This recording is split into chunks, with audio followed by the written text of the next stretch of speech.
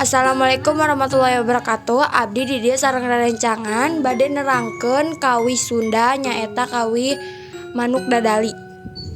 Temana nyaeta manuk dadali anu gagah. Pengertiana manuk dadali nyaeta kawi Sunda nu nyaritakeun manuk anu gagah anu kacida pikahormat ku sasama.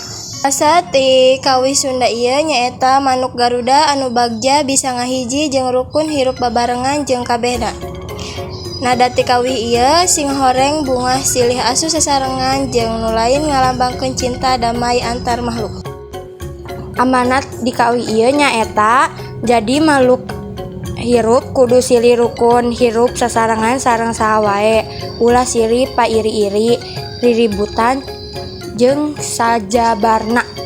Saparatos di kawi manuk dadali salajengna kawi bubuy bulan. Temana dinu bubuy bulan tema sedih. Pengertian bubuy bulan nyaeta kawi Sunda anu nyaritakeun hiji jalmi anu sok inget ka kabogona baheula kusabab sering kapanggih jalmi anu isuk-isuk osok liwat tina sorot-socana. Rasana hiji jalma anu sedih ditinggalkeun kabogohna. Setiap manehna ningali hiji jalmi anu liwat isuk-isuk, manehna inget kabogohna anu ninggalkeun manehna. Nadana nalangsa kusabab kainget wae kabogohna. Bubuy bulan nyaeta ulah mika cinta pisan ka kabogoh teh kusabab engke amun geus ditinggalkeun mah ku hese ngahapus rasa cintana.